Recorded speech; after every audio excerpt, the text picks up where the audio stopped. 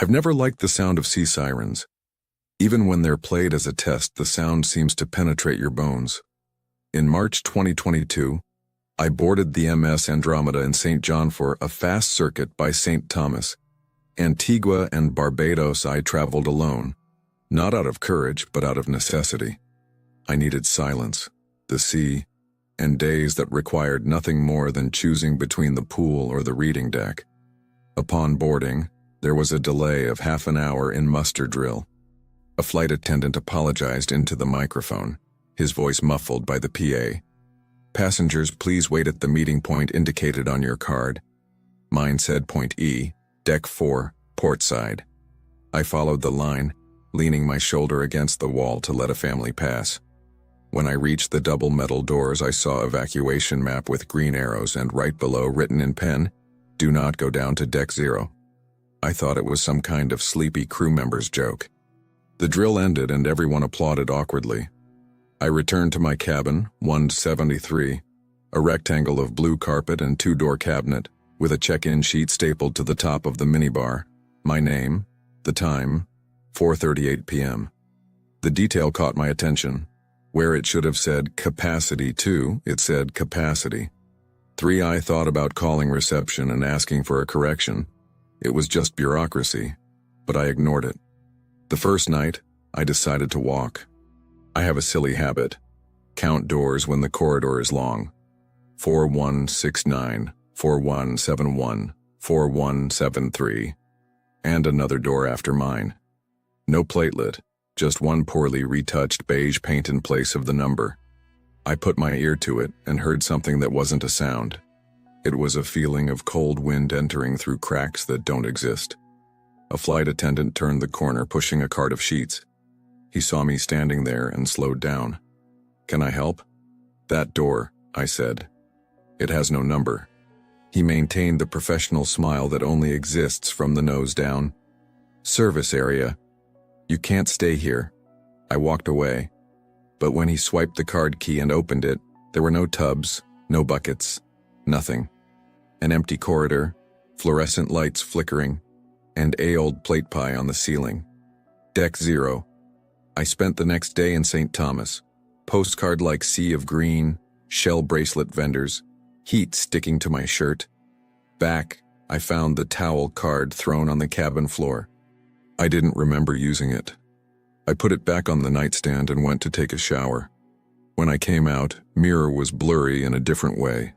There was a clean rectangle at the height of my face, as if someone had run their hand inside, not outside. I laughed, a laugh that didn't believe itself. On the third night, I woke up with a long whistle.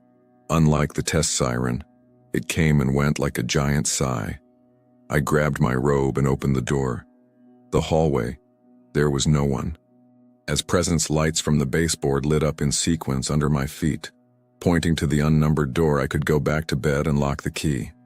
Instead, I did. I rested my fingers on the doorknob. It was cold with a cold that smells like salt. The door gave way. Inside, the air was thicker, and the ship seemed minor. The walls had horizontal marks like when water passes and dries quickly. I took 2 steps and heard slippers dragging. It was not an echo. "Hello?" My voice came out thin. One burst light blinked at the end of the corridor and a hunched figure appeared wet up to the knee, holding a clear plastic paste. He looked like a crew member, but his uniform wasn't like the ones I saw on the upper decks. It was a faded blue with the ship's old logo, the one I had seen in photos of the historic lobby. "Has point E changed?" he asked, as if we were doing an exercise. "No. It's on deck 4. He nodded without looking at me. He opened the folder and took out a laminated list, and the plastic dripped onto the floor. "I need to confirm the names of point E. Now?" "It's 3 in the morning. Now," he repeated and began to read, running his finger. "Cabin 4169, 4171, 4173, 4173, 4173. His finger stopped on me without looking at me. My stomach turned. "There's a mistake there," I whispered. "The capacity is 2. Not today." He put the list away. "Stay with your companion." I'm not with anyone." He tilted his head as if listening for a sound I couldn't hear. Yes, it is. I left almost running, feeling the floor tilts, although the sea was calm. I locked the cabin and tucked the chair under the doorknob.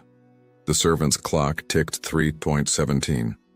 On the table, the check-in sheet no longer read capacity 3.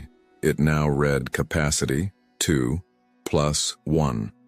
Underneath, someone had written in pen, Point E, Deck 0. On the morning of Antigua, I decided I'd ask for a cabin change, a deck change, anything. The attendant, a patient smile plastered on her face, tapped away. The system shows that you requested Point E on Deck 0 for accessibility reasons. I didn't request anything. It says here, he turned the monitor a millimeter. Enough for me to see my name and a chair icon, which didn't make sense. I can open a ticket, but the change will only occur at the next port. Tonight, in Barbados. I left there with the conviction that everything was fine. Too normal to be normal. At sunset, I stood in the Deck 12, watching the sea crash in wide sheets against the hull.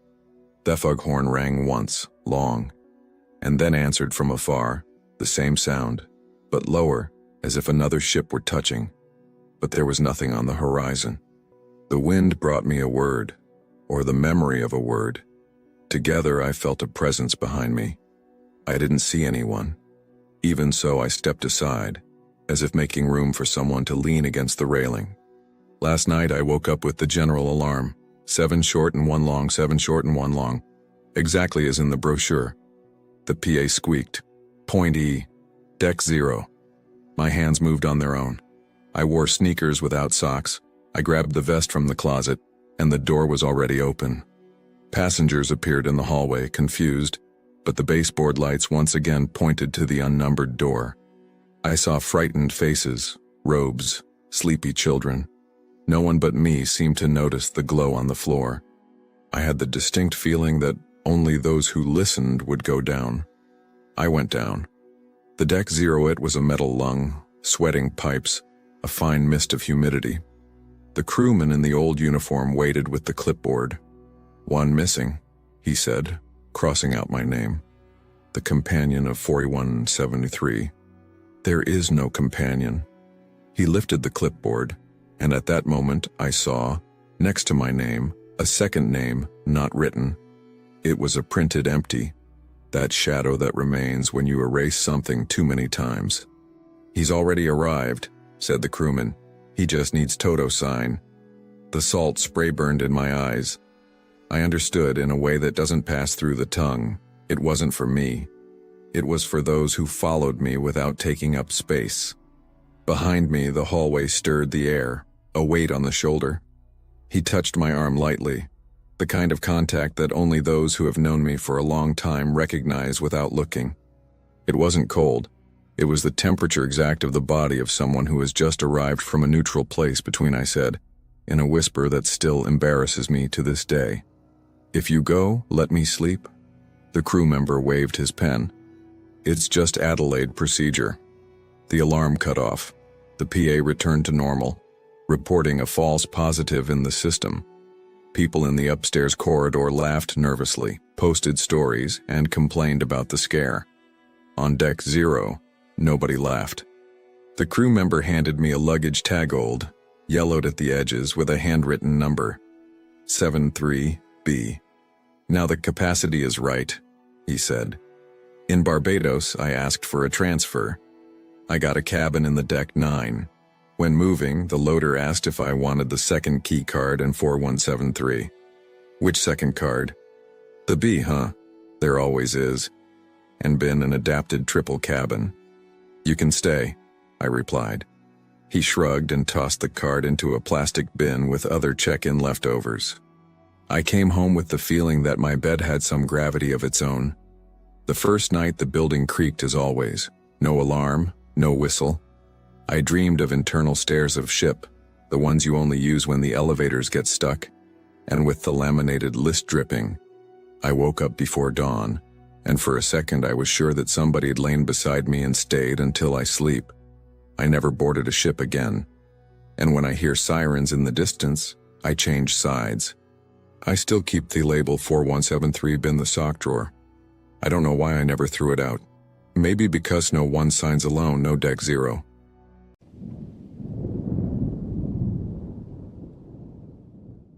I never liked the quiet part of the ships. Everyone remembers the pool, music, and buffet at 3 in the morning. I remember the hallways after muster drill, when the carpet is still damp from the air conditioning and all you hear is the hum of machines and some lost cutlery vibrating in some closed restaurant.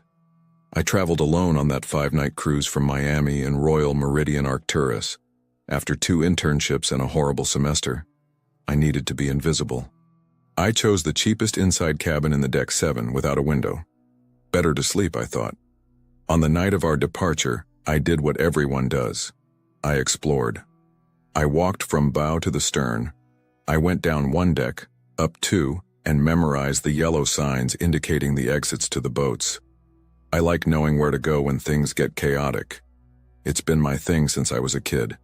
It was close to midnight that I noticed the door 7132. I know it sounds trivial, but it stood out.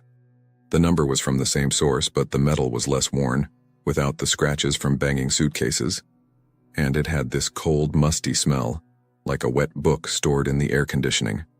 I passed by, or tried to. "You're in the wrong hallway," a male voice said behind me. "I'll come." Commissioner. Impeccable uniform, badge without the first name, just M. Alvarez. Smile of someone who apologizes for existing. "What do you mean?" I asked. "This section is not in use at night. The crew is performing maintenance. Please proceed this way." I obeyed. I'm the kind of person who doesn't like to bother anyone, but I remembered the detail. Why would a port under maintenance have a normal number and no warning? On the second night, I woke up with beats. 3, spaced apart like someone testing whether wood would give. I was sure they were coming from the outside. The clock read 3:12. I put my eye to the peephole. The hallway, empty, constant yellowish light, that carpet with compass designs. Nothing. But the knocking continued on my side of the wall. The sound came from the mirror. I'm not dramatic. I turned on the bathroom light, assessed the vanity mirror. I tried to be rational. Pipes, engine vibration, ship rocking. When I opened the bottom drawer to look for earplugs, I found a key card. White, no logo, just the numbers in low relief. 2. I froze. I hadn't kept it there. In the morning, I tried to speak to reception. The guy smiled. "Senora, it's just Camilla. You can call me that." "Camilla, there's no cabin 7132 on our map.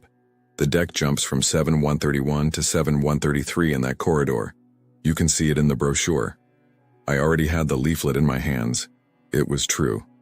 2 did not exist. I kept the card anyway. Part of me wanted to throw it away. Another part wanted to test it. On the 3rd day, the ship anchored in Cozumel. I didn't go down. I spent the day on empty lounge chairs, reading and writing everything down in a notebook.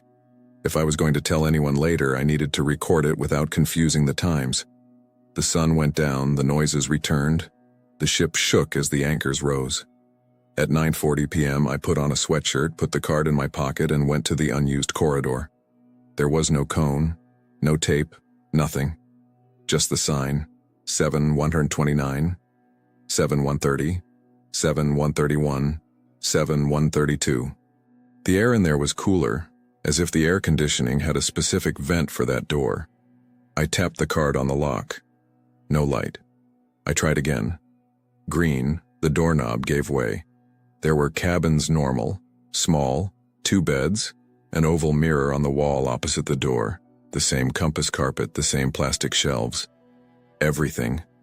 Normal except for the silence. There wasn't that constant noise that every ship has, the machine vibration that you only notice when it's gone.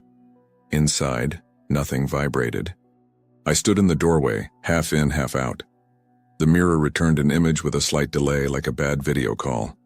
I went in, turned on the bedside light, and closed the door. It was time, tune, click, and the mirror, it got dark.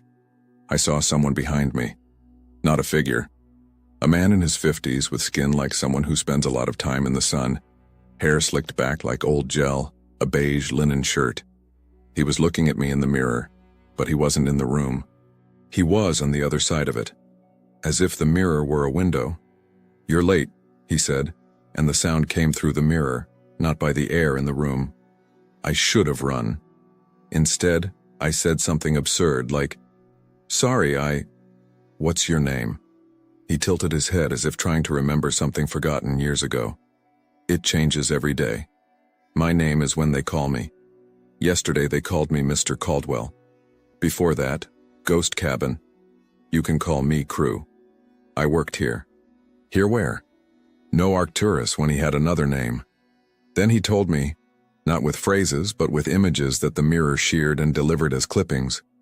A room with moss-green walls, people in old clothes, a sign 1976 at the inauguration. Asmal fire in the Deck 7 laundry room that never made the news. The corridor closed, temporarily, and an unwritten agreement.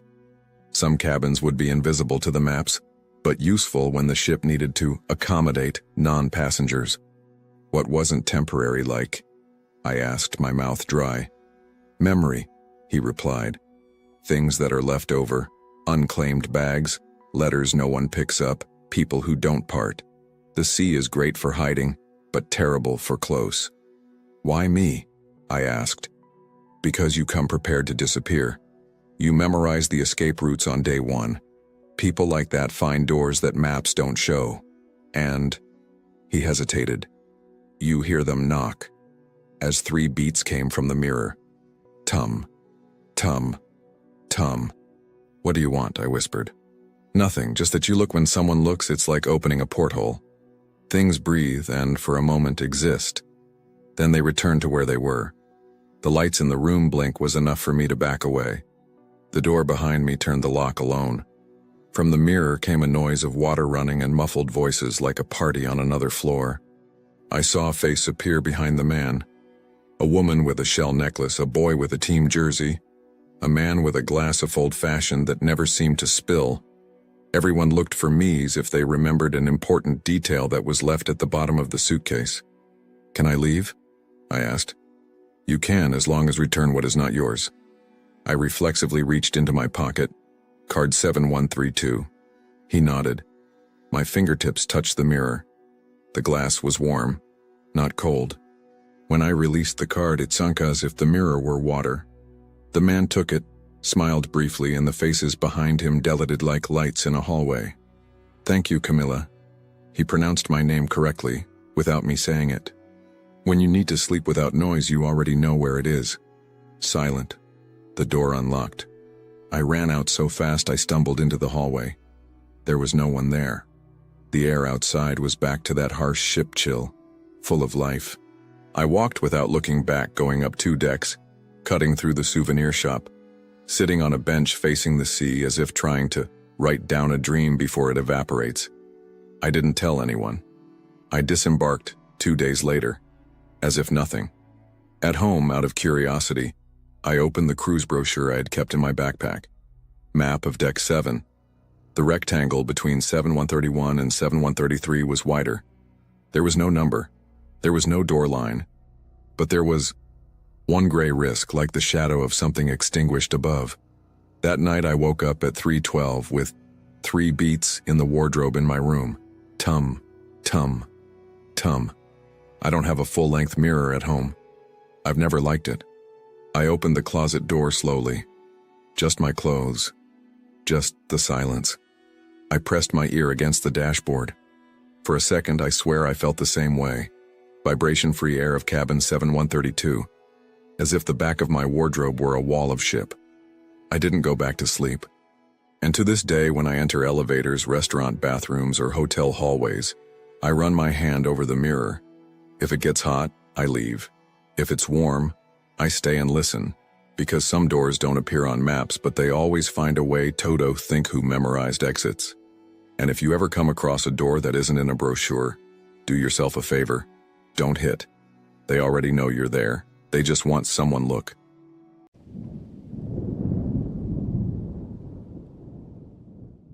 I don't serve drinks or go on stage. My work rarely appears in cruise photos.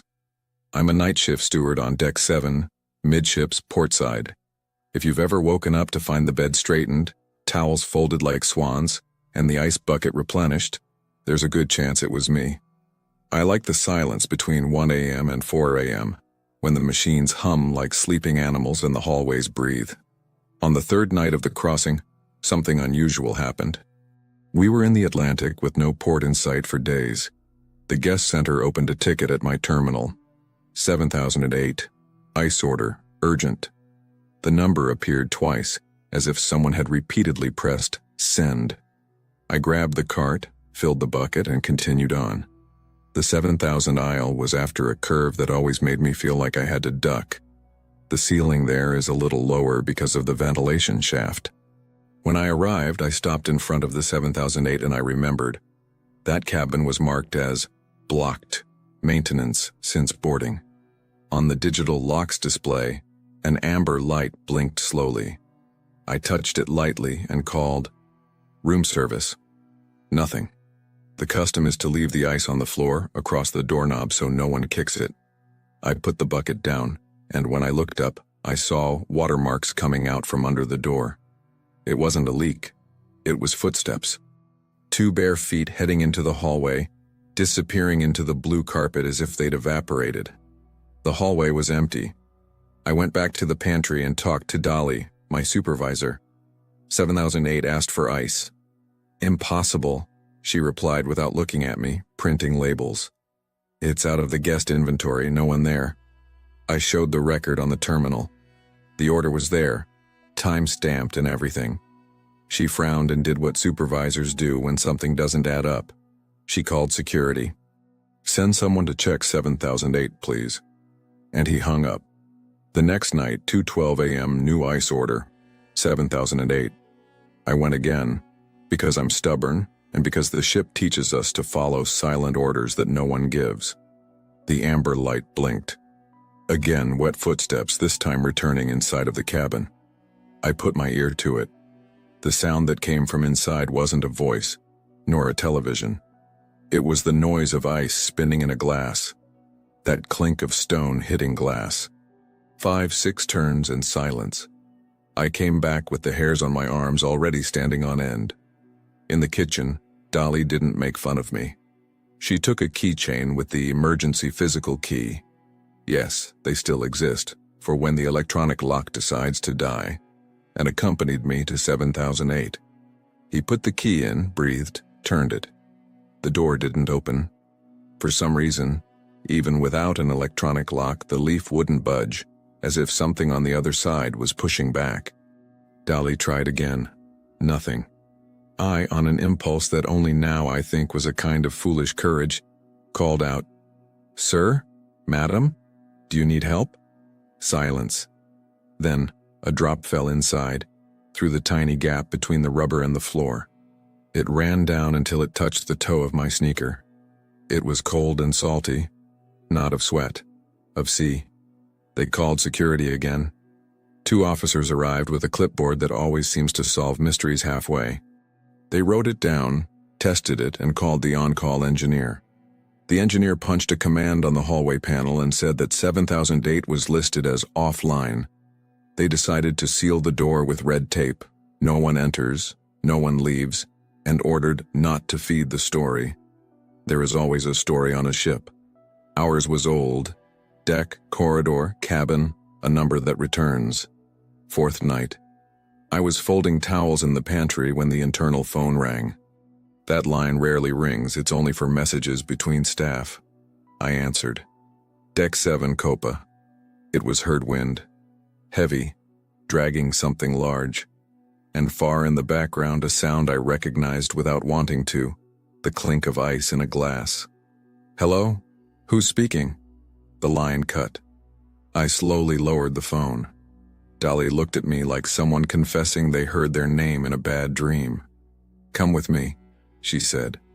We went to the maintenance room where the wall of monitors. The technician rewound the cameras on 7000 to 2 a.m. In the video, the hallway was empty. I was seen a few hours earlier pushing my cart. Then the red ribbons on 7008 fluttered on their own, as if a draft was passing through. But there were no open doors on the plane. No people. No cars. No anything.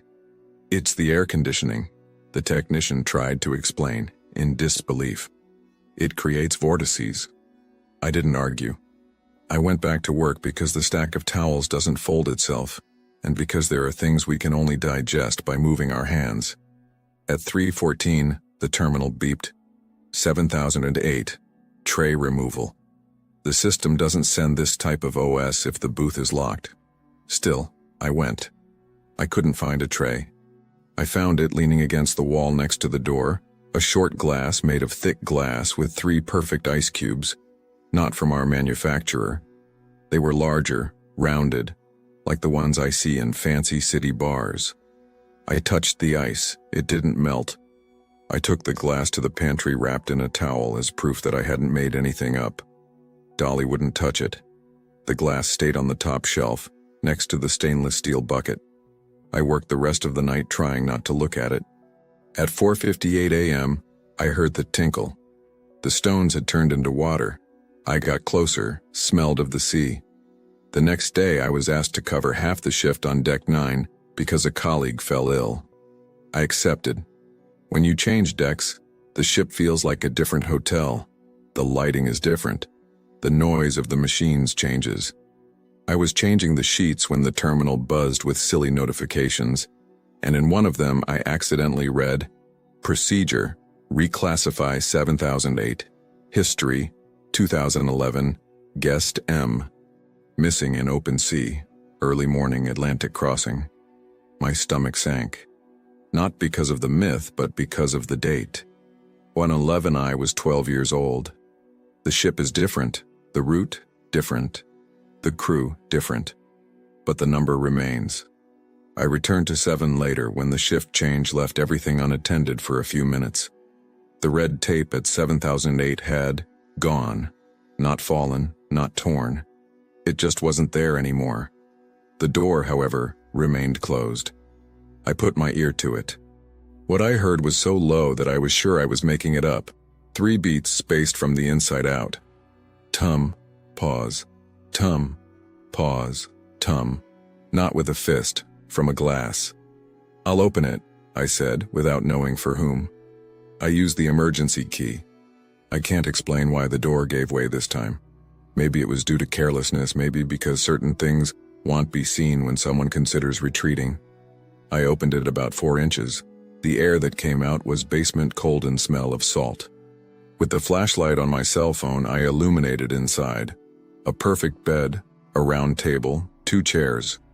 On top, cup rings marked on the varnish, like concentric circles, a lot of them, overlapping, as if a glass had been placed in the same place hundreds of times. The bathroom was dry. The closet was empty. I backed away, but before I could close it, something touched the inside of the door. A light pressure at the height of my knee, as if an object had touched it from the inside. I closed it. When I turned the key back, something fell in the hallway without the sound of breaking glass. I looked at the floor. It was a metal bar token, one of those old ones, engraved with a number. I took it. 7008. Night. I didn't hand over the form. I kept it in my pocket for a reason that escapes me. Maybe I just wanted to prove it to me that it wasn't something I'd made up during the insomnia shift. Later, I took the card to the pantry and compared it to the cup on the shelf. It fit perfectly when I placed the cup on it. Circle upon circle. Dolly asked me to stop. Enough, it's past time. It's not our job to name what we can't clean. On the next crossing, 7008 was listed again as in use in the system. The number appeared with a surname I hadn't registered and a disembarkation date in Lisbon. I avoided the corridor for 2 nights. On the 3rd, I returned. I knocked on the door, more out of stubbornness than courage. Room service. The door opened a crack alone inside. Everything was tidy. No glasses, no marks. On the table, a "Please tidy up later" card, written in pen, ice at 2. The git was designed with an arabesque at the beginning, just like the ones I had seen in the mismatched rings of wood. I closed the door. I went to the pantry, got the bucket, and filled it halfway. I came back at 1:59 a.m. and left the ice on the floor across the doorknob as instructed. When I turned to leave, 3 tinkles rang out inside. Ice meeting class.